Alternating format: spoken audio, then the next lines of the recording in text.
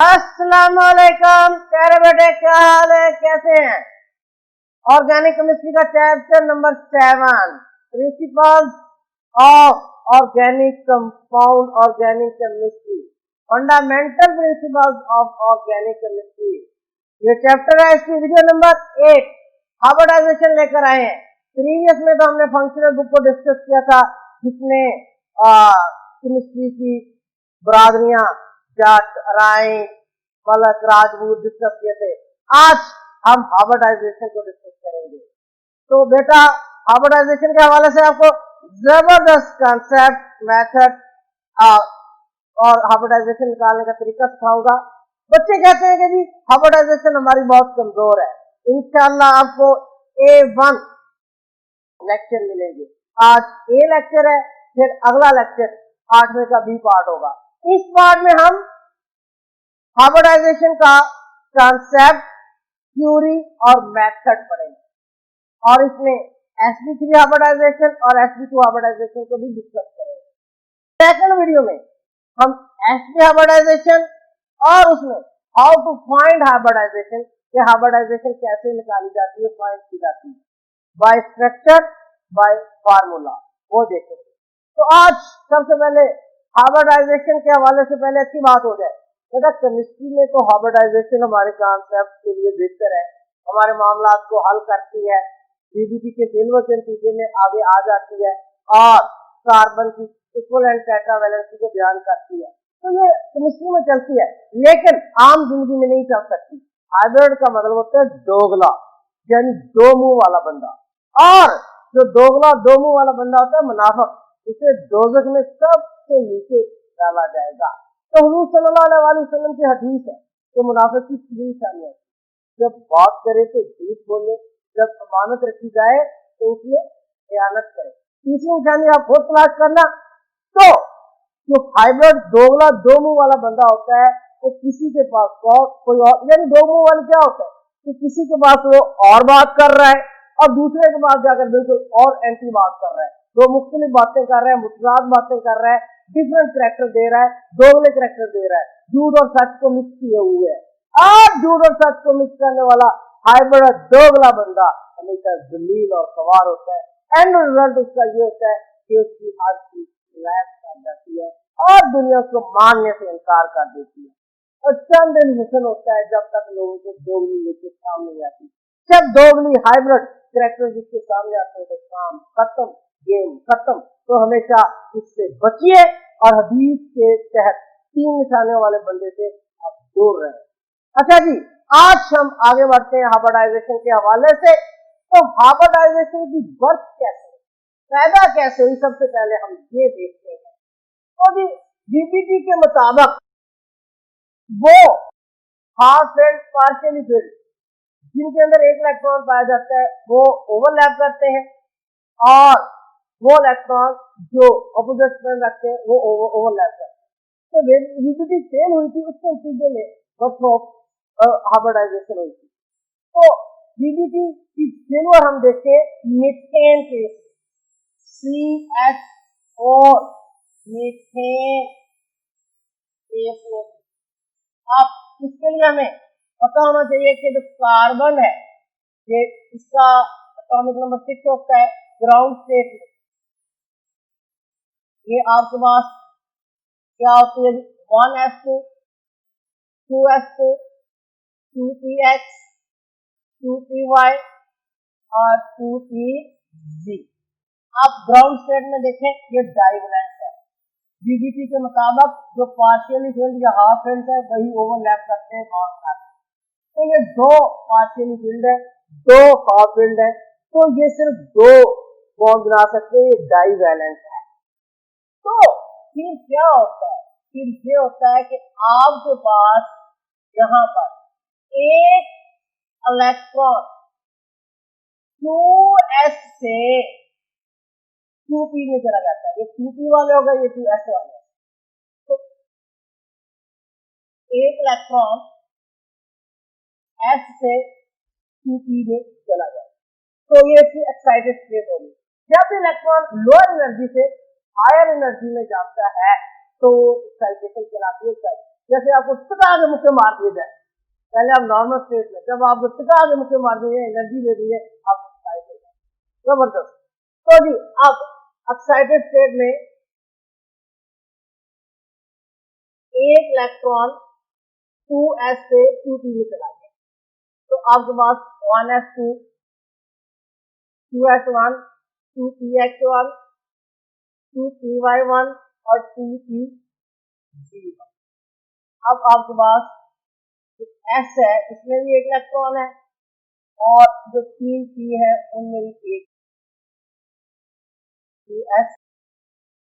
अब ये 4 आ गए, तो अब ये टेट्रावैलेंट होगा, क्योंकि ये भी हिस्सा लेगा, ये 3 भी हिस्सा लेंगे, तो ये टेट्रावैलेंट होगा। अब 4 बॉन्ड बनाए। अब आप जरा गौर करें, ये चेन में कार्बन के साथ 4 हाइड्रोजन अटैच है, कितने? 4। तो फिर हम 4 हाइड्रोजन जो है उनकी यहाँ पर ओवरलैपिंग करवाते हैं।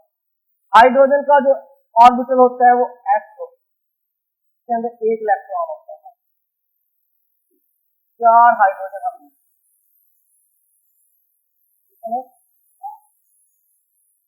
S S S। अब एक इलेक्ट्रॉन है। अब ये देखें, आपने ये इलेक्ट्रॉन अपोजिट स्पिन में रखने हैं। ऊपर अगर ऊपर की तरफ इनकी सिंबल है, तो नीचे आपने नीचे की तरफ कर देनी है, क्योंकि बीटीटी के मुताबिक सिर्फ अपोजिट वाले हिस्सा लेते हैं। अब 4 हाइड्रोजन है, और इनके हाइड्रोजन का आपको पता है कि वैलेंसी क्या होती है, 1s1। अब 4 हाइड्रोजन है, उनके अलग-अलग 4 s ऑर्बिटल है, वो एक इनके साथ ओवरलैप है, ये इसके साथ ओवरलैप कर देगा, ये इसके साथ ओवरलैप कर देगा, ये इसके साथ ओवरलैप कर देगा, ये इसके साथ ओवरलैप। अब देखिए आपके पास एस एस ओवरलैप पहली बनी, दूसरी एस की ओवरलैप बनी, तीसरी एस की ओवरलैप बनी, चौथी एस की ओवरलैप। अब कार्बन के कितने? 4 एस हो गया, फिर 3 पी है, एक पी, दूसरा पी और तीसरा पी। अब हाइड्रोजन का क्या है? एस, क्या है? एस, हाइड्रोजन का एस एस। अब देखो कार्बन का पहला बॉन्ड जो हाइड्रोजन के साथ बना है वो एस एस, दूसरा एस पी, तीसरा एस पी, चौथा एस। जब आपके पास 4 बॉन्ड बन गए, कार्बन ने कितने बॉन्ड बनाए? 4 बॉन्ड, और इनमें 3 जो है आपके पास एस पी ओवरलैप से, और एक एस एस ओवरलैप से। तो अगर आप जरा गौर करें, एस लोअर एनर्जी वाले होते हैं और पी हायर एनर्जी वाले होते हैं। जैसे आप हायर सेल की तरफ जाते हैं, प्लैनेट सेल की तरफ एनर्जी ज्यादा हो, इनर से हायर, तो एस की एनर्जी कम है, पी की ज्यादा है, तो ये डिफरेंट एनर्जी वाले व्यक्ति हैं। इसका मतलब है 4। और इसके साथ और आपको बताऊं, जो एस है वो आपके पास स्फेरिकल शेप रखते हैं, और पी डम्बल शेप रखते हैं, ठीक है। अब एनर्जी भी डिफरेंट होगी और शेप भी डिफरेंट हो जाएगी, क्योंकि एस स्फेरिकल और पी डम्बल शेप रखते हैं। तो all 4 bonds of carbon are different in shape and energy। तो भाई रिपीट, ये चारों बॉन्ड जो हैं वो 4 डिफरेंट शेप और एनर्जी में मुख्तलिफ होंगे। तो ये चारों बॉन्ड एनर्जी और शेप में मुख्तलिफ होंगे। बट कार्बन, जरा नोट करें, carbon in compound, carbon has 4 tetra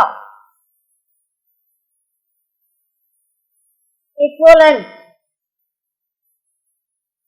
bonds in nature with respect to bond length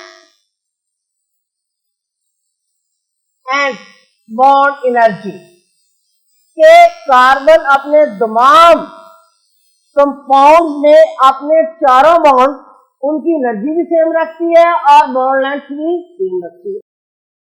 तो कार्बन अपने कंपाउंड में जो अपने चारों बॉन्ड तमाम कंपाउंड में बॉन्ड एनर्जी भी सेम रखती है, बॉन्ड लेंथ भी सेम रखती है। और भाई ये तो चारों डिफरेंट है बाय शेप एंड एनर्जी, तो यहां पर वीबीटी फेल हो गई। वीबीटी फेल, ये वीबीटी का कंसेप्ट है जिसके तहत हमने CH4 की शक्ल देखी, तो वीबीटी फेल। नाउ फिर यहां पर बर्थ ऑफ हाइब्रिडाइजेशन आता है। हाइब्रिडाइजेशन आकर इस कंसेप्ट को पूरा करता है कि कार्बन कैसे अपने चार बराबर बॉन्ड रखती है with respect to energy and shape, क्योंकि चारों की शेप भी और एनर्जी भी बराबर होती है। जहां पर वीबीटी फेल होने के बाद birth of hybridisation take place. आप देख लें ये चारों डिफरेंट है, 3 एसबी के ओवरलैप से 1 एचएस के। अब चारों की शेप भी मुख्तलिफ है, एनर्जी भी मुख्तलिफ है, और जबकि कार्बन अपने तमाम कंपाउंड में अपने चारों bond with respect to shape and energy, bond length, bond energy के लिहाज से सेम शो करती है। तो जी अब हम हाइब्रिडाइजेशन को देखते हैं कि हाइब्रिडाइजेशन है क्या, जिसके तहत ये हाइब्रिडाइजेशन की तारीफ अगर आपने देखी है तो हाइब्रिडाइजेशन में हाइब्रिडाइजेशन द प्रोसेस, इसका मतलब होता है दोगला, intermixer. The process in which atomic orbitals of central atom having different energy and shape are intermixed and give rise to new orbitals having same shape and energy are called hybrid orbital, और phenomena कहलाता है hybridisation. ये ऐसा process जिसमें central atom के atomic orbitals जिनकी energy और shape मुख्तलिफ होती है, इंटरमिक्स होते हैं, हाइब्रिडाइज होते हैं। इंटरमिक्स होने के बाद जो नए ऑर्बिटल देते हैं उनकी एनर्जी और शेप सेम होती है, उनकी एनर्जी और शेप सेम होती है, और इस तरह फिर वो कार्बन की टेट्रा इक्विवेलेंट नेचर यानी सेम शेप और सेम एनर्जी को बता देते हैं। तो जरा गौर करें जी, अब हम देखते हैं आपके पास, अगर जहां पर हाइब्रिडाइजेशन को देखें, थोड़ा सा गौर करें कि आपके पास ये 2s है, ठीक हो गया, और ये 2p। अब आपके पास जो ये 1s और 2p ये इंटरमिक्स होंगे, हाइब्रिडाइज होंगे। क्या होंगे? हाइब्रिडाइज। जब ये हाइब्रिडाइज होंगे तो हाइब्रिडाइज होने के बाद 4 नए ऑर्बिटल्स बनाते हैं हाइब्रिड ऑर्बिटल, ठीक है। अब चारों की आपके पास sp3, अब देखे ना कितने p है आपके पास? 3 p। ये 2p वाले कितने p है? 3 p है, एक s है और 3 p है, एक s और 3 p। इसलिए जब ये मिक्स होंगे, मिक्स होकर जितने मिक्स हो रहे हैं उतने आपके पास न्यू हाइब्रिड हासिल होंगे, जितने प्रोसेस में हिस्सा ले रहे हैं उतने नए। अब कितने, इसकी मैं आपको जो मिसाल दे दूं कि जैसे आपके पास 3 बेसन के लड्डू हैं, एक मगज का लड्डू है। अगर आप ये चाहते हैं कि आप मगज को नहीं खाना चाहते, अब चारों को मिक्स कर दें। चारों को मिक्स करने के बाद फिर 4 लड्डू पहले ही साइज वाले बनाएं, तो आपके पास जितने मिक्स हुए उतने ही मिक्स होने के बाद 4 हासिल हुए उसी साइज। समझ आ गई? 3 बेसन के लड्डू हैं, 1 मगज का लड्डू है। आप कहते हैं कि मैं मगज नहीं खाना चाहता, तो मैं टेस्ट इकट्ठा लेना चाहता हूँ। आप क्या करें, 3 बेसन के और मगज को मिक्स करें। मिक्स करने के बाद पहले ही साइज वाले 4 लड्डू बना लें। अब जो न्यू लड्डू है वो हाइब्रिड है, इसके अंदर मगज भी है, बेसन भी है, जितने मिक्स हुए उतने नए हाथ। इसी तरह 1 S और 3 P मिक्स होकर 4 नए sp3 आपके पास हाथ। ठीक है जी। अब sp3 sp3 sp3, अब ये जो आपके पास 1 S और 3 P मिक्स होकर 4 नए sp3 हासिल हुए हैं, ये शेप और एनर्जी में बिल्कुल एक जैसे। ठीक है, अब ये हाइड्रोजन के साथ ओवरलैप करें।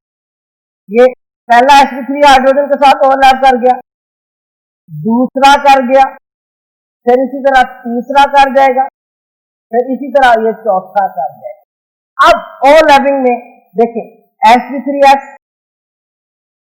Same, sp3s same, sp3s same, sp3s। अब इसी तरह यहां पर आ जाए, कार्बन दरमियान में, कार्बन के 1 S और 3 P में मिक्स होकर 4 नए sp3 sp3 sp3 sp3, चारों की शेप, एनर्जी, हर चीज सेम। अब जब ये हाइड्रोजन के 1s के साथ ओवरलैप करेंगे तो S के साथ, तो ये सेम शेप, सेम एनर्जी देंगे। अब देखो sp3s, जहां पर भी आपके पास sp3s, जहां पर भी आपके पास sp3s और यहां पर भी आपके पास sp3s। अब आपके पास 4 sp3s और बाई बॉन्ड हासिल होंगे, और ये चारों के चारों बाय हाइब्रिडाइज एनर्जी में भी सेम है और शेप में भी सेम है। तो इस तरह कार्बन अपने तमाम कंपाउंड में टेट्रा इक्विवेलेंट 4 बराबर वैलेंसी को शो करेगी with respect to bond energy और shape. Bond energy and bond length में सेम होंगे, बॉन्ड एंगल सेम होंगे जी। तो ये आपके पास बस हाइब्रिडाइजेशन। आइए आगे हम चलते हैं कि हाइब्रिडाइजेशन की थ्योरी देखते हैं, जो बहुत ही उनके बाद किताबों में पॉइंट 4 हैं, 2 वो भी मैं आपको बताता हूं, और उसके बाद मेथड। तो sp2 और sp3 हाइब्रिडाइजेशन को इसमें हम डिस्कस करते हैं। तो अभी थ्योरी की तरफ जाते हैं। हाइब्रिडाइजेशन स्लैटर और ले पॉलिंग ने पेश की है। इससे पहले जो थ्योरी फ्लॉप हुई है पीबीटी, वो ले पॉलिंग ने पेश की थी, जो कंसेप्ट पूरा ना कर सकी कार्बन की टेट्रा इक्विवेलेंट नेचर का, तो उसको पूरा करने के लिए हाइब्रिडाइजेशन की बर्थ हुई। तो ये हाइब्रिडाइजेशन स्लैटर और ले पॉलिंग ने पेश किया। अच्छा, हाइब्रिडाइजेशन की मैं आपको जिंदगी में मिसाल बताऊं तो डोंकी जो वजन उठाता है लेकिन बद शक्ल होता है, हॉर्स वजन नहीं उठा पाता लेकिन खुश शक्ल होता है। अगर इन दोनों का क्रॉस करवाया जाए तो म्यूल हासिल होता है। अच्छा, जो वजन भी उठाता है और खूबसूरत भी होता है, और म्यूल जो है ये हाइब्रिड है आपके पास डोंकी और हॉर्स का। इसी तरह एटॉमिक ऑर्बिटल मिक्स होंगे और मिक्स होंगे हाइब्रिड देंगे, जिनकी एनर्जी और शेप सेम होगी, और उसमें पहले जो मिक्स हो रहे हैं उनका कैरेक्टर मौजूद होगा। जिस तरह आपके पास डोंकी और हॉर्स का म्यूल अब खूबसूरत भी होता है और वजन भी उठाता है। पहले वाला में डोंकी बद शक्ल है, वजन नहीं बद शक्ल है लेकिन वजन उठाता है, हॉर्स खुश शक्ल है लेकिन वजन नहीं ज्यादा उठा पाता, तो उनकी क्रॉस के नतीजे में हम म्यूल हासिल करते हैं।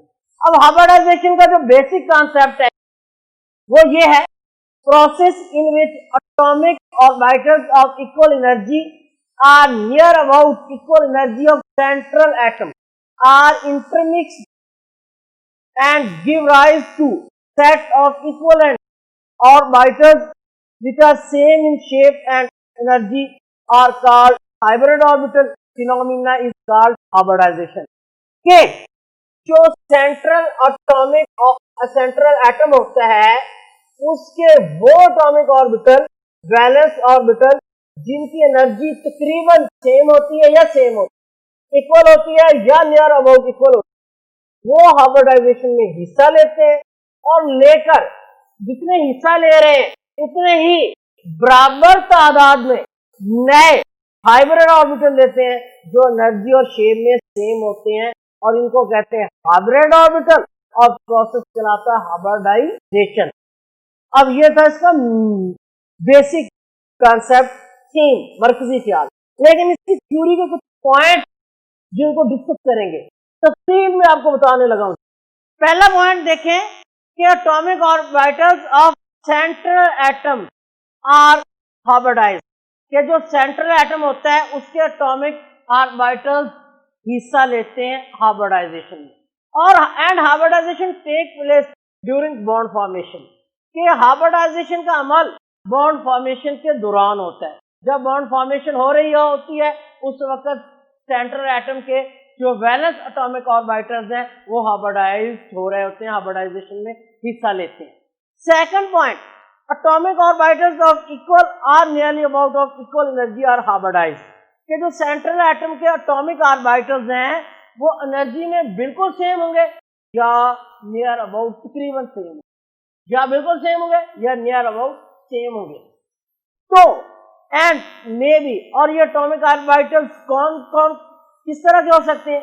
ये पार्शियली फिल्ड जो एटॉमिक ऑर्बिटल्स है वो भी हाइब्रिडाइजेशन में हिस्सा लेते हैं, यानी आपको पता है फुल फिल ऑर्बिटल में 2 इलेक्ट्रॉन होते हैं, जो 1 इलेक्ट्रॉन वाला एटॉमिक ऑर्बिटल होता है उसे पार्शियली फिल्ड या हाफ फिल्ड कहते हैं, वो भी हाइब्रिडाइजेशन में हिस्सा ले सकता है। और लोन पेयर वाला जो एटॉमिक ऑर्बिटल्स है वो भी हिस्सा लेता है, या एम्प्टी ऑर्बिटल्स जो है वो भी हाइब्रिडाइजेशन में हिस्सा लेते हैं। ये लास्ट वाले जो 2 है, ये पहले वाले पार्शियली फिल्ड या हाफ फिल्ड, ठीक है, ये तो ओवरलैप कर लेंगे बाद में। ये जो 2 हैं, ये जो हाइब्रिडाइजेशन में हिस्सा लेंगे, ये कहां पर? ये कोऑर्डिनेशन कोवलेंट बॉन्ड के दौरान। आपने कोऑर्डिनेशन कोवलेंट बॉन्ड में पढ़ा है ना, एक लोन पेयर दे रहा होता है और दूसरा ले रहा होता है, देने वाला डोनर, लेने वाला एक्सेप्टर। तो इसलिए ये कोऑर्डिनेशन कोवलेंट बॉन्ड के अंदर हाइब्रिडाइजेशन में हिस्सा लेती है। लोन पेयर देने वाला होगा और एम्प्टी ऑर्बिटल लेने वाला होगा। तीसरा पॉइंट कि नंबर ऑफ हाइब्रिड ऑर्बिटल्स जो हासिल होते हैं वो मिक्स होने वाले एटॉमिक ऑर्बिटल्स की तादाद के बराबर है। जैसे कि मैंने अभी आपको मिसाल दी थी 4 लड्डुओं की, 3 बेसन के, 1 मगज का। अगर चारों को मिक्स करें, मिक्स करने के बाद उसी साइज के 4 लड्डू बनाएं तो वो आपके पास मगज और बेसन का करैक्टर, हाइब्रिड करैक्टर लेकर 4 होंगे। जितने मिक्स हुए हैं उतने ही हासिल हुए हैं, मिक्स होने के बाद हाइब्रिड हासिल हुए।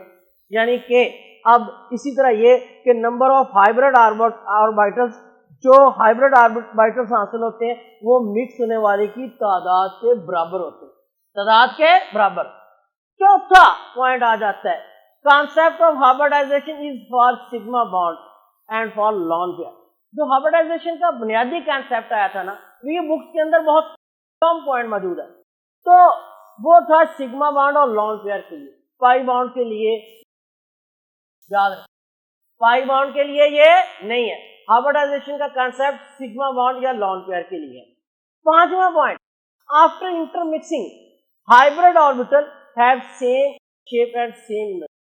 जब एटॉमिक ऑर्बिटल मिक्स हो जाते हैं, मिक्स होने के बाद एनर्जी और शेप क्या रखते हैं? सेम।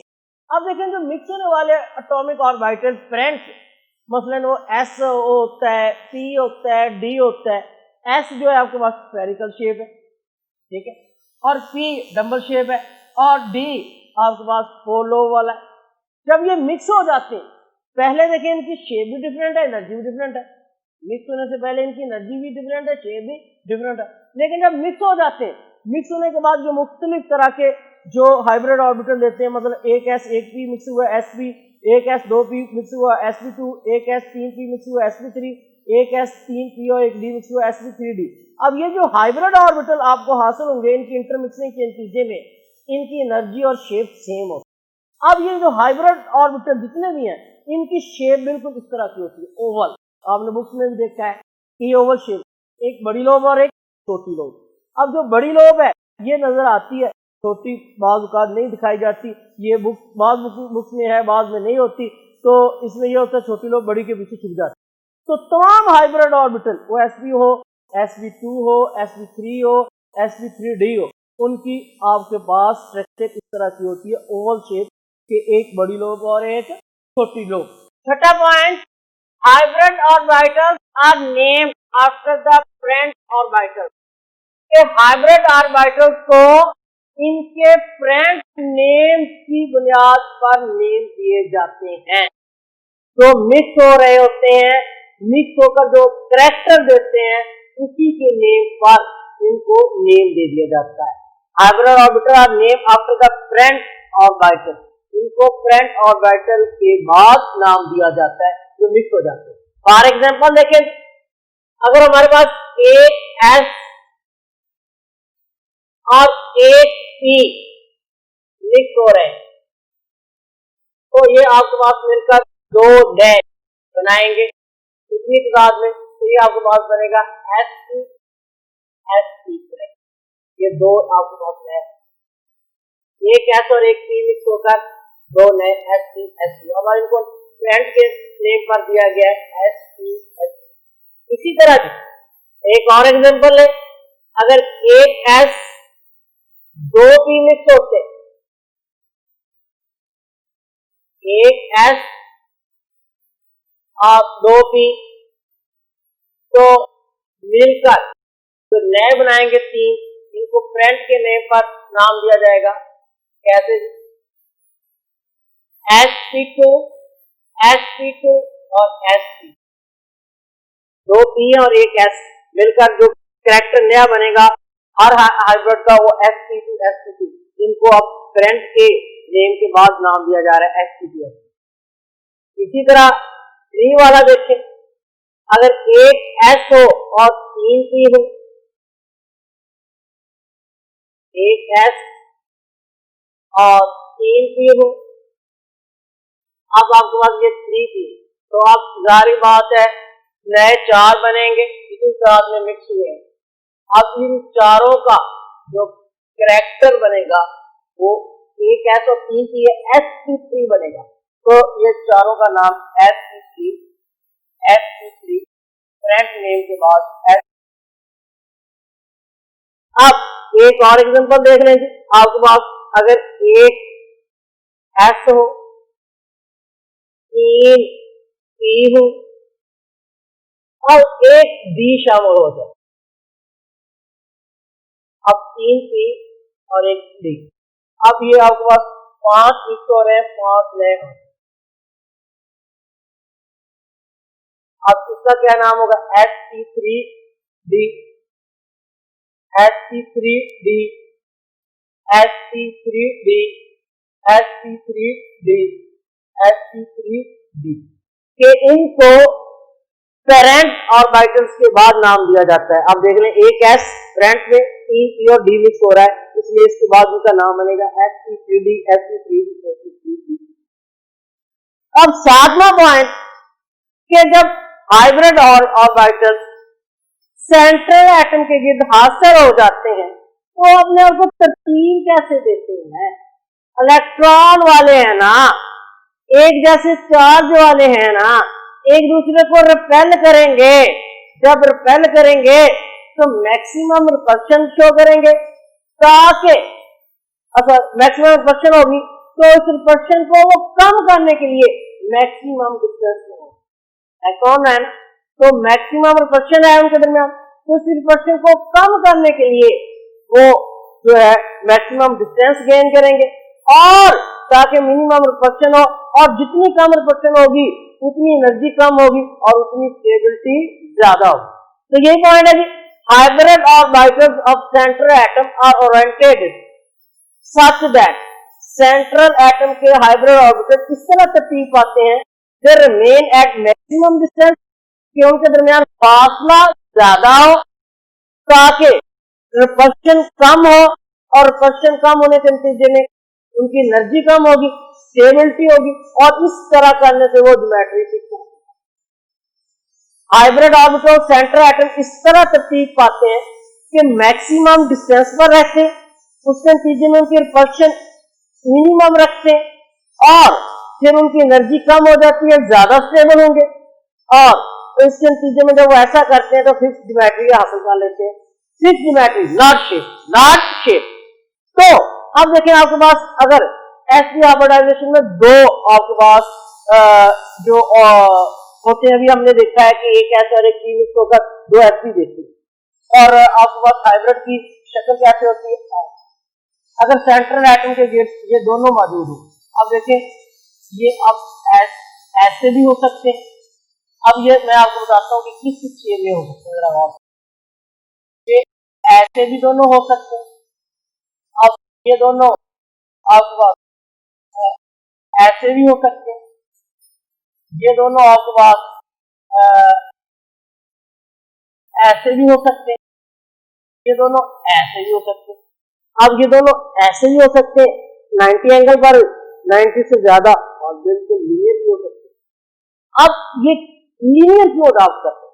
जब ये दोनों यहाँ पर करीब होंगे और परसेंट क्या होगी, ज्यादा डिस्टेंस कम और परसेंट ज्यादा होगी तो अनस्टेबल होंगे। तो फिर ये अपनी परसेंट कम करेंगे, कम होगी, डिस्टेंस ज्यादा होगा, स्टेबल हो रहे, और कम कर सकते हैं इस फॉर्म में। अब इनमें सबसे ज्यादा जो चौथी शक्ल आपको दिखाई दे रही है लीनियर, इसमें ये मैक्सिमम डिस्टेंस पर, मिनिमम रिफ्लेक्शन पे, और यहाँ पर इनकी एनर्जी कम होगी और ये स्टेबल हो जाएगी। तो सेंट्रल एटम के इर्द गिर्द जो दो sp हाइब्रिड ऑर्बिटल है वो लीनियर फॉर्म में इस तरह तरतीब पाते हैं कि इनके दरमियान फासला मैक्सिमम होगा, रिफ्लेक्शन कम होगी, और इसके नतीजे में ये फिक्स ज्योमेट्री जो है वो लीनियर गेट करते हैं। तो आपके पास जो sp होंगे ये लीनियर शेप गेट करते हैं। इसी तरह जो sp2 होते हैं वो कितने होते हैं, 3, किसी भी सेंटर के। ये भी इसी असूल के तहत अपने आप को मैक्सिमम डिस्टेंस पर रखते हुए, मिनिमम रिपल्शन पाते हुए ये ट्राइएंगुलर शेप गेट करते हैं सेंटर एटम, ट्राइएंगुलर, और इनके दरमियान एंगल 120। अब इसी तरह आपके पास जो sp3 होंगे वो 4। अब देखें sp3 जो है एक s3 मिक्स होकर 4 नए sp3 आपको होते हैं।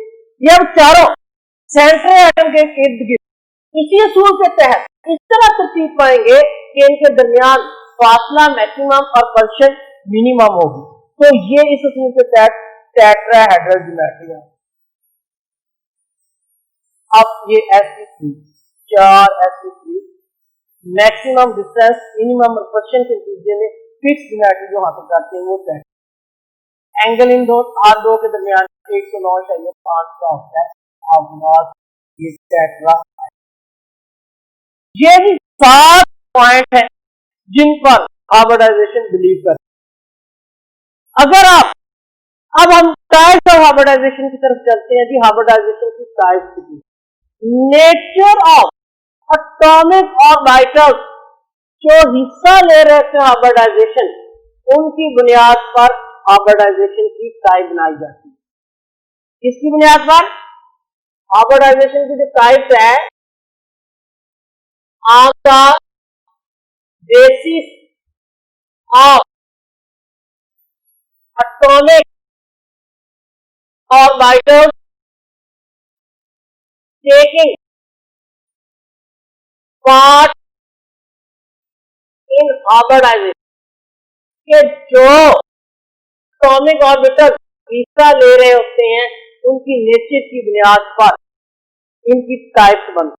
अब देखें अगर एक S और एक P हिस्सा लेगा तो ये हाइब्रिडाइजेशन S।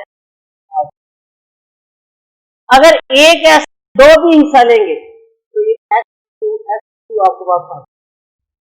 अच्छा अगर एक S और 3 भी हिस्सा लेते तो ये आपके पास S3 हाइब्रिडाइजेशन। अगर एक S 3D और एक D हिस्सा लेते तो ये S3D हाइब्रिडाइजेशन। इसी तरह एक S3P दो भी हिस्सा लेते तो S3D2 हाइब्रिडाइजेशन। तो आपके पास जो हाइब्रिडाइजेशन की टाइप है ये डिपेंड करती है नेचर ऑफ एटॉमिक ऑर्बिटल जो हाइब्रिडाइजेशन है। हमने किस किस को डिस्कस करना है आज? हमारे पास पहली वीडियो में sp3 और s2 इनको डिस्कस करते हैं। पहले हम डिस्कस करते हैं sp3 हाइब्रिडाइजेशन, जिसमें एक s और 3 p हिस्सा ले रहे हैं। नेचर ऑफ एटॉमिक ऑर्बिटल्स पर डिपेंड करते हुए हाइब्रिडाइजेशन की पहली टाइप देखते हैं जी, sp3 हाइब्रिडाइजेशन। इसमें एक s और 3 p हिस्सा लेकर जो हाइब्रिडाइजेशन बना रहे हैं वो sp3 हाइब्रिडाइजेशन है। अब इसके अंदर एक s और 3 p और एटॉमिक ऑर्बिटल्स मिक्स होते हैं और मिलकर 4 नए हाइब्रिड ऑर्बिटल्स देते हैं, जिनकी एनर्जी और शेप सेम होती है। इस तरह जो है कार्बन की टेट्रा इक्विवेलेंट नेचर बयान होती है। तो sp3 हाइब्रिडाइजेशन की एग्जांपल हम लेते हैं मीथेन, CH4 मीथेन, जिसमें कार्बन के विद 4 हाइड्रोजन अटैच होते हैं और इसकी ज्योमेट्री हम डिस्कस करते हैं। देखिए कार्बन 6, इसका एटॉमिक नंबर 6 होता है। ग्राउंड स्टेट इसमें 1s2, 2s2, 2px1 और 2py1। अब DBT के मुताबिक अब इसके जो 2px और 2py में हाफ फिल्ड शेल है, पार्शियली फिल्ड शेल है, एक इलेक्ट्रॉन है, ये डाइवेलेंट है, 2 बॉन्ड बनाने की सलाहियत रखती है। जैसे ये 2 बॉन्ड बनाएगी तो यहां से 2 बॉन्ड बनते हुए एनर्जी खारिज होगी। वो एनर्जी ये s वाला इलेक्ट्रॉन लेकर 2pg में चला जाएगा और ये अब आपके पास 4 पार्शियली फिल्ड हो जाएंगे, 4 अनपेयर्ड इलेक्ट्रॉन हो जाएंगे। अब 4 बॉन्ड बना सकते हैं। अब ये जो 4 बॉन्ड बनाएंगे तो ये 4 बॉन्ड के दौरान एनर्जी खारिज होगी और ये एनर्जी यहां पर जो s इलेक्ट्रॉन लेकर जा रहा है, ऑब्जॉर्व करके जा रहा है, ये उस ऑब्जॉर्वेशन एनर्जी से ज्यादा होती है, यानी कि ये इस एनर्जी को कंपनसेट कर देती है। जहां क्वेश्चन एक आता है बुक के अंदर मौजूद है कि how electron is excited from 2s to 2pg, ये कैसे एक्साइट होता है और कैसे एनर्जी गेन करता है। तो भाई जो ये 4 बॉन्ड बन रहे हैं इसके दौरान जो एनर्जी खारिज हो रही है ये काफी सफिशिएंट है s के इलेक्ट्रॉन को एनर्जी गेन करके 2pg में जाने के लिए, ये कंपनसेट कर देती है। इसका जवाब यहां मिल गया। इसके बाद ये 4 आपके पास अनपेयर्ड पार्शियली फिल्ड है, ये हाइब्रिडाइज होंगे। जब ये हाइब्रिडाइज होंगे तो एक s और 3 p मिलकर 4 नए sp3 देंगे। अब देखिए यहां पर पहले मैं आपको ये बता दूं कि यहां पर जो 2s और 2p मिक्स हो रहे हैं, इनकी एनर्जी या तो मुकम्मल सेम होगी या नियर अबाउट सेम होगी। इसमें 2p की एनर्जी बिल्कुल सेम है और जब 2s जो है ये इनके करीब करीब एनर्जी रख रहा है, तो हाइब्रिडाइजेशन की थ्योरी के मुताबिक वही मिक्स हो सकते हैं जिनकी एनर्जी या तो मुकम्मल सेम होती है या नियर अबाउट सेम होती है। अब 2s की 2p के साथ नियर अबाउट सेम है, इसलिए ये मिक्स होकर हाइब्रिडाइजेशन में जाएंगे। जबकि 1s इनके साथ मिक्स नहीं हो सकता, इसका एनर्जी का गैप बहुत ज्यादा है, ये मिक्स नहीं हो सकता बाय हाइब्रिडाइजेशन कंसेप्ट। अच्छा जी, इनकी जो एनर्जी तकरीबन सेम है 2s और 2p की, ये एक s और 3 p मिक्स होकर 4 नए sp3 देते हैं आपके पास। आप देखेंगे 4 नए sp3 हासिल हो रहे हैं, sp3 sp3 sp3 sp3। अब इन चारों की एनर्जी भी सेम है, चारों की शेप भी सेम है, इसलिए टेट्रा इक्विवेलेंट नेचर जो है बयान होती है। अब ये 4 sp3 जो हासिल हुए हैं इनके अंदर 4 इलेक्ट्रॉन रखने हैं by Hund's rule. Hund's rule ये कहता है कि एक जैसे एनर्जी ऑर्बिटल्स अवेलेबल हो, जिनको हम डीजेनरेट ऑर्बिटल्स कहते हैं, और उनके अंदर इलेक्ट्रॉन अगर रखे जाने हैं तो हर ऑर्बिटल्स के अंदर एक इलेक्ट्रॉन आएगा और वो एक ही स्पिन के अंदर आएगा। अब क्योंकि ये चारों सेम एनर्जी वाले हैं, डीजेनरेट है, इनके अंदर एक इलेक्ट्रॉन रखा जाएगा और अलग अलग रखा जाएगा, एक आएगा और उनकी स्पिन भी एक होगी। देख लो चारों में एक इलेक्ट्रॉन रखा गया है और इनकी स्पिन भी एक जैसी है। अब रख दिए गए।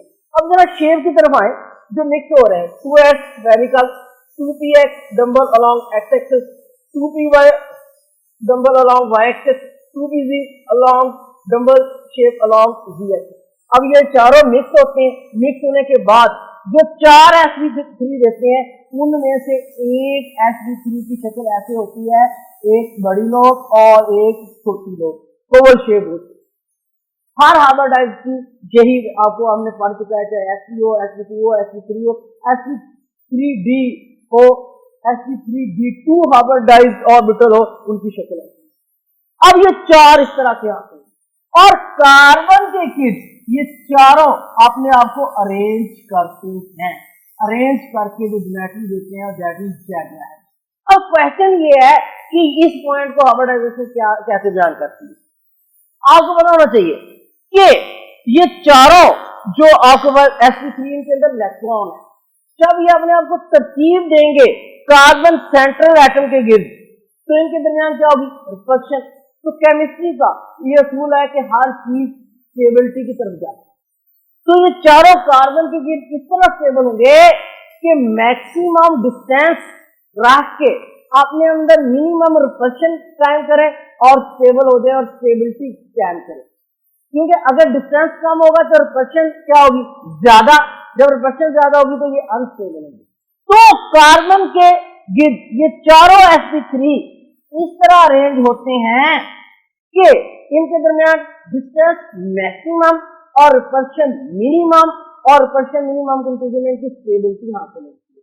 जब ये चारों कार्बन के गिर्द मैक्सिमम डिस्टेंस रख के मिनिमम रिपल्शन गेट करते हैं तो ये स्टेबल हो जाते हैं और स्टेबिलिटी के नतीजे में जो ज्योमेट्री हासिल करते हैं और वो फिक्स ज्योमेट्री होती है, वो फिक्स ज्योमेट्री होती है और वो फिक्स ज्योमेट्री टेट्राहेड्रल बनती है, टेट्राहेड्रल।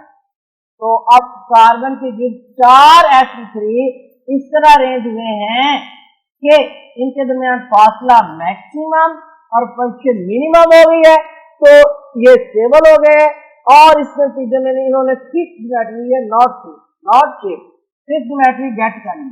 अब ये टेट्राहेड्रल, हर दो के दरमियान जो एंगल है वो 109.5 का है। और ये मैं आपको यहाँ बताऊं, ये आपके पास सिलेंडर में नहीं होते, ये चारों जो है तीन एक प्लेन में होते हैं और एक जो है वो आउट ऑफ प्लेन होगा। ये अभी आप अपनी स्क्रीन के ऊपर इसकी शक्ल देख रहे होंगे जिसमें तीन एक प्लेन में है और चौथा जो है वो आउट ऑफ प्लेन है। जो आउट ऑफ प्लेन है उसके साथ इंडिकेशन मौजूद है, तीन की लाइन एक जैसी और चौथे की डिफरेंट है। स्क्रीन के ऊपर देखते प्लीज। अब ये चारों जब अरेंज हो जाएंगे टेट्राहेड्रल शक्ल गेट कर लेंगे। अब ये आपके पास चार sp3 आ गए। अब इनके साथ हाइड्रोजन के 1s ओवरलैप है, हाइड्रोजन का 1s ओवरलैप कर रहा है, हाइड्रोजन का 1s, हाइड्रोजन का 1s, हाइड्रोजन का 1s, हाइड्रोजन का 1s जो है ओवरलैप है, तो sp3s ओवरलैप।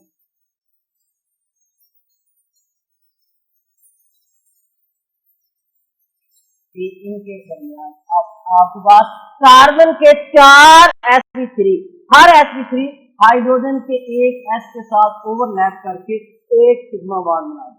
और याद रखें जो हाइब्रिडाइज होते हैं ये लीनियर ओवरलैप है, हाइब्रिडाइज हमेशा लीनियर ओवरलैप करते और हमेशा सिग्मा बॉन्ड बनाते, ये कभी पाई बॉन्ड नहीं बनाएंगे। और जैसा कि आपको पता है कि हाइब्रिडाइजेशन की जो थ्योरी है ये सिग्मा बॉन्ड मुतल्लक है, बॉन्ड मुतल्लक नहीं है। जितने भी हाइब्रिडाइज होंगे sp3, sp2, sp, sp3d, sp3d2 वो लीनियर ओवरलैप। अब देखो चार sp3 है, हर sp3 में हाइड्रोजन के s के साथ लीनियर ओवरलैप करके सिग्मा बॉन्ड बनाया, तो ये आपके पास चार सिग्मा बॉन्ड बन जाएंगे। अब इन चारों की शक्ल भी सेम है, एनर्जी भी सेम है, तो ये इस तरह कार्बन की टेट्रा इक्विवेलेंट बेसिस को बयान। और याद रखें ये आउट ऑफ प्लेन, इनमें से तीन प्लेन में होते हैं और एक आउट ऑफ प्लेन होते हैं, इसलिए ये टेट्राहेड्रल जो प्लेनर नहीं होती है, नॉन प्लेनर। तो बेटा यहाँ गौर करें, जो आपके पास टेट्राहेड्रल में 6 एंगल होते हैं, गौर करें sp3 एक, इन दो sp3 के दरमियान एक एंगल, इस sp3 कार्बन sp3 के दरमियान दूसरा एंगल, फिर इस sp3 कार्बन और इस sp3 के दरमियान तीसरा एंगल, इस sp3 इस कार्बन और इस sp3 के दरमियान चौथा एंगल। अब ये sp3 और इस sp3 के दरमियान पांचवा एंगल होता है। अच्छा, इस sp3 कार्बन इस sp3 के दरमियान छठा एंगल होता है, आपने नोट कर लिया। sp3 carbon sp3 1, sp3 carbon sp3 2, sp3 carbon sp3 तीसरा एंगल, sp3 कार्बन sp3 चौथा एंगल, sp3 कार्बन sp3 पांचवा एंगल, sp3 कार्बन sp3 छठा एंगल। और एज 6 होते हैं। एक एज क्या होता है, एज और कार्बन में फर्क देखें। जो स्ट्रेट लाइन एक इस तरह की होगी वो उसे एज कहते हैं, और जब दो एज आपस में मिलते हैं तो ये कॉर्नर बनाते हैं। नोट करेंगे, एक स्ट्रेट लाइन होती है उसे एज कहते हैं, और दो इस तरह एज मिलते हैं कॉर्नर बनाते हैं। तो इस शक्ल में 6 एंगल है, तो हर एंगल के साथ एक एज होता है, हर एंगल के साथ एक एज होता है, तो इसमें 6 एज होंगे, और 6 एज जब आपस में इस तरह मिले होंगे इन्होंने 4 कॉर्नर बनाए। तो इस शक्ल में 6 एंगल, हर एंगल के साथ एक एज, 6 एज, और 2 एज ने इस तरह मिलकर एक कॉर्नर बनाया, तो इसमें 4 कॉर्नर होते हैं। sp3 के हवाले से मैं आपको एक बात बता दूं, sp3 जो है ये इसमें आपके पास देखिए एक s है और 3 p है। तो s का इसमें करैक्टर 25% होता है और p का करैक्टर इसमें 75% होता है। s का 25% और p का कितना होता है, 75। अब इसी तरह हम इथेन की स्ट्रक्चर को भी sp3 हाइब्रिडाइजेशन के हवाले से बयान कर सकते हैं।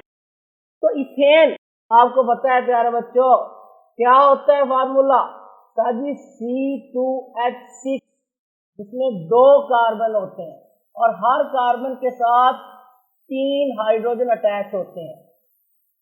अच्छा, मैं आपको यहां पर ये बता दूं कि जब एक कार्बन के साथ डायरेक्टली 4 एटम अटैच होंगे वो sp3 हाइब्रिडाइजेशन होगी। याद रखें, तो याद रखें हर कार्बन के साथ अगर 4 डायरेक्टली एटम अटैच हैं तो sp3 होगी और वो सिग्मा बॉन्ड होगी, सिंगल बॉन्ड होगी। अगर एक कार्बन के साथ डायरेक्टली 2 एटम अटैच हो रहे हैं, इसका मतलब होगा वो कार्बन दूसरी कार्बन के साथ या दूसरे एटम के साथ 2 बॉन्ड बना रही है, एक सिग्मा और एक पाई बॉन्ड, वो sp2 हाइब्रिडाइजेशन होगी। अगर एक कार्बन के साथ एक एटम अटैच हो रहा है, इसका मतलब है कि कार्बन सिर्फ दूसरी कार्बन के साथ 3 बॉन्ड बना रही होगी, जिसमें एक सिग्मा और 2 पाई बॉन्ड होंगे, और वो sp हाइब्रिडाइजेशन होगी। और हाइब्रिडाइज्ड ऑर्बिटल्स हमेशा सिग्मा बॉन्ड बनाते हैं। हाइब्रिडाइजेशन थ्योरी सिग्मा बॉन्ड के मुताल्लिक है, और अनहाइब्रिडाइज्ड ऑर्बिटल हमेशा पाई बॉन्ड बनाते हैं। और एक sp3 के अंदर आपके पास एक s का करैक्टर होता है और 3 p का करैक्टर, इसलिए s 25% होता है और जो p होता है ये 75% होता है। sp3 के अंदर एक s 3 p, s इस लिहाज से 25% और p जो है 75% करैक्टर रखता है।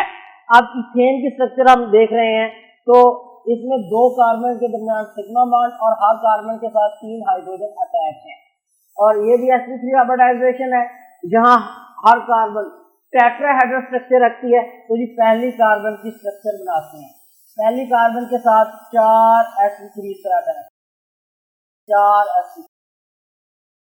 अब ये इस कार्बन के 4 sp3 होगी, 1 2 3 और ये 4, और ये चारों जो है आपके पास जो है ये टेट्राहेड्रल है, और हर 2 के दरमियान एंगल 109.5 का है। इसी तरह आप दूसरी कार्बन के देखते हैं। अब इस कार्बन का ये sp3 1, इसका ये 2, ये 3 और ये इसका ये 4 इसके।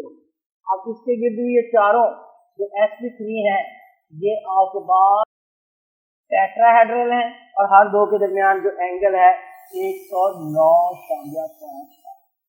अब 2 कार्बन जो है इनके इस कार्बन के sp3 इस कार्बन के sp3 के साथ ओवरलैप करके सिग्मा बॉन्ड बना दिया, sp3 बकाया। अब इस हर कार्बन के 3 sp3 बकाया बचेंगे, तो इनमें 3 में से एक हाइड्रोजन के साथ, हाइड्रोजन के 1s के साथ ओवरलैप करके ये सिग्मा बॉन्ड बना लेगा। इसी तरह ये तीसरा sp3 हाइड्रोजन के s के साथ ओवरलैप करके सिग्मा बॉन्ड बना जाएगा। इस तरह ये भी sp3 चौथा sp3 हाइड्रोजन के s के साथ ओवरलैप करके सिग्मा बॉन्ड बना जाएगा। फिर अब एक कार्बन कंप्लीट हुई, इस कार्बन के sp3 ने दूसरे कार्बन के sp3 के साथ सिग्मा बॉन्ड बनाया और बकाया जो sp3 हैं तीन, उन्होंने हर sp3 ने फिर हाइड्रोजन के s के साथ ओवरलैप करके सिग्मा बॉन्ड बनाया। इसी तरह ये कार्बन का भी पहला तो बॉन्ड sp3 कंप्लीट हो चुका है, दूसरा sp3 हाइड्रोजन के साथ ओवरलैप करके आपके पास सिग्मा बॉन्ड बनाया। अब इसका ये तीसरा sp3 जो है ये s के साथ ओवरलैप करके सिग्मा बॉन्ड बनाएगा। अब इसका ये चौथा sp3 जो है ये भी हाइड्रोजन के s के साथ ओवरलैप करके सिग्मा बॉन्ड बनाएगा। अब इसमें टोटल आप गौर करें, हमारे पास 7 सिग्मा बॉन्ड, तो एक सिग्मा बॉन्ड आपके पास है sp3 कार्बन की ओवरलैप और 6 सिग्मा बॉन्ड आपके पास sp3 और हाइड्रोजन के s के साथ ओवरलैप में मौजूद है। तो ये आपके पास एल्केन की स्ट्रक्चर है। अब ये दोनों कार्बन टेट्राहेड्रल है और ये टेट्राहेड्रल में इस तरह ये दोनों कार्बन आपस में जुड़ी हुई है। ओके, आगे एग्जांपल देखते हैं वाटर की और NH3 अमोनिया, वो भी sp3 हाइब्रिडाइजेशन को करते हैं। पहले देखते हैं जी NH3 की, अमोनिया NH3। अब देखें N ये ट्राइंगुलर पैरामीटर स्ट्रक्चर रखती है, N के साथ 3 हाइड्रोजन सिग्मा बॉन्ड के थ्रू अटैच है, एक ऊपर लॉन पेयर है, ये भी sp3 हाइब्रिडाइजेशन रखती है। तो देखें इसके स्ट्रक्चर में N का एटॉमिक नंबर 7 होता है, ground state 1s2 2s2 2px1 2py1 2pz1, इनमें ये एक sp3 मिक्स होकर 4 नए sp3 देते हैं। तो इनमें पहले हुड रूल के मुताबिक एक इलेक्ट्रॉन फिल करते हैं, फिर 5वां इलेक्ट्रॉन पहले sp3 में आ जाता है अपोजिट स्पिन के साथ। अब ये आपके पास इसमें 3 पार्शियली फिल्ड है और एक फुल फिल्ड है, वो एक्ट एज लॉन पेयर करेगा। नाइट्रोजन दरमियान में होगा, इसके गिर्द 4 sp3 होंगे। देखिए 1 2 3 और चौथा sp3। ये जो चौथा है ये आपके पास फुल फिल्ड है, ये एक्ट एज लॉन पेयर करता है। अब जो 3 sp3 है उनमें एक इलेक्ट्रॉन है, उनमें से हर sp3 हाइड्रोजन के साथ ओवरलैप करके एक सिग्मा बॉन्ड में आ रहा है। इसी तरह ये sp3 भी हाइड्रोजन के साथ ओवरलैप करके सिग्मा बॉन्ड, ये भी हाइड्रोजन के s के साथ ओवरलैप करके सिग्मा बॉन्ड। अब ये 3 sp3 हाइड्रोजन के s के साथ ओवरलैप करके 3 सिग्मा बॉन्ड बना लेते हैं। ये आपके पास ट्राइंगुलर फॉर्म में आ जाता है। इस फॉर्म में ट्राइंगुलर जो चौथा है sp3 वो फुल फिल है, वो ओवरलैप नहीं कर सकता और ये कंप्रेस करता है। आपने वेस्पर थ्योरी में पढ़ा होगा ना, लॉन पेयर बॉन्ड पेयर की निस्बत ज्यादा फ्री होता है और ज्यादा रिपेल करता है। तो यहाँ पर ये लॉन पेयर 3 बॉन्ड पेयर को ज्यादा रिपेल करेगा। अब ये टेट्राहेड्रल ज्योमेट्री नहीं, 3 बॉन्ड पेयर की वजह से ये ट्राइंगुलर बन रही है, लेकिन ऊपर जो लॉन पेयर है इनको कंप्रेस करता है, ज्यादा प्रेस करता है, जिसकी वजह से इनका एंगल 109 की बजाय कम होकर 107.4 का बन जाता है। और ये नीचे वाले 3 ट्राइंगुलर, ये ऊपर वाला उभार की शक्ल में, पैरामीटर को कहते हैं उभार। तो इसलिए इसकी स्ट्रक्चर को मजबूत तौर पर कहेंगे trigonal parameter. Trigonal parameter 3 bond pair की वजह से ट्राइगोनल, और जो ये उभार है ऊपर पैरामीटर, तो इसको मिलाकर मजमूई तौर पर अमोनिया की स्ट्रक्चर हो जाएगी ट्राइगोनल पैरामीटर। 3 बॉन्ड पेयर की वजह से ट्राइगोनल, और जो ऊपर उभार है लॉन पेयर जो कंप्रेस कर रहा है वो पैरामीटर। उभार जिस तरह वो स्टिक के ऊपर एक होता है ना क्या, तो ये उभार है, तो इसलिए इसको आप कहेंगे ट्राइगोनल पैरामीटर। तो ये स्ट्रक्चर रखता है। वाटर में आ जाएंगे, वाटर H2O है, ऑक्सीजन 2 हाइड्रोजन के साथ सिग्मा बॉन्ड बनाए हुए है और 2 लॉन पेयर इसके ऊपर। ऑक्सीजन का एटॉमिक नंबर 8 होता है, ground state 1s2 2s2 2px 2py 2pz। अब इसमें जो आपके पास 2s और p के 3 ऑर्बिटल्स हिस्सा लेंगे और मिलकर 4 नए हाइब्रिड ऑर्बिटल्स देंगे 4s3 जिनकी एनर्जी और शेप सेम होगी। अब देखें इनमें आपके पास टोटल 6 इलेक्ट्रॉन है, 2 4 ये 5 और पहले एक एक आप फिल करेंगे क्योंकि एक जैसे एनर्जी ऑर्बिटल्स है। बाय हुंस रूल एक एक फिल कर देंगे, ये 4 हो गए। फिर 5वां पहले वाले में अपोजिट में आ जाएगा, फिर अपोजिट में आ जाएगा, तो ये आप जानते हैं। तो इसके बाद अब ऑक्सीजन के गिव्स कितने sp3 हैं? 4 sp3 4 sp3 और उनमें से 2 फुल फील्ड है और 2 पार्शियली फील्ड है। जो पार्शियली फील्ड है sp3 वो हाइड्रोजन के s के साथ ओवरलैप करके एक बॉन्ड, ये दूसरा sp3 हाइड्रोजन के साथ ओवरलैप करके आपके पास sp3s दूसरा सिग्मा बॉन्ड, ये आपके पास 2 sp3s आपके पास 2 सिग्मा बॉन्ड हासिल हो गए। लेकिन 2 sp3 जो है वो लॉन पेयर है भाई, और लॉन पेयर एक लॉन पेयर दबाने से एंगल 109 से टेट्राहेड्रल का कितना हो गया था? 104। अब एक और लॉन पेयर है, तो अगर ये टेट्राहेड्रल स्ट्रक्चर होती 4 बॉन्ड पेयर होते तो इसके एंगल कितने का होता है? 109 है या 5 का। एक लॉन पेयर आने से वो दब के कितने का हो गया? 107 का। दूसरा लॉन पेयर और आने से वो कम होगा, 104 का एंगल आ जाएगा आपके पास। इन 2 sp3 के दरमियान एंगल जो है 104 का। और ये कोई आपके पास ये इसकी स्ट्रक्चर को कहते हैं बैंड एंगुलर स्ट्रक्चर। इसकी वजह से बैंड एंगुलर स्ट्रक्चर। आप देखें अमोनिया के केस में जो टेट्राहेड्रल स्ट्रक्चर थी, लॉन पेयर आने की वजह से उभार बना, पैरामीटर ट्राइगोनल हो गई। 3 बॉन्ड पेयर की वजह से ट्राइगोनल और ऊपर उभार की वजह से ये पैरामीटर ट्राइगोनल। लेकिन यहाँ पर 2 लॉन पेयर आने की वजह से ये टेट्राहेड्रल खत्म होकर बैंड एंगुलर, ये एंगल इसका मजीद 2 की वजह से बेंट कर गया 2 लॉन पेयर बेटा।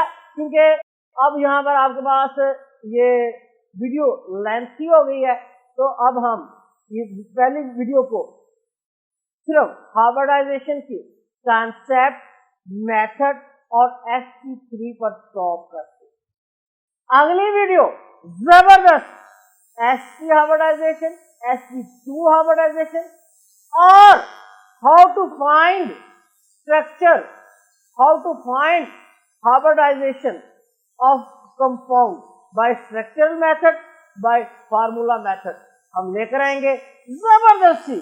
और ये दोनों video number A hybridisation, video number B hybridisation, अब देखेंगे आपका कंसेप्ट बिल्कुल क्लियर।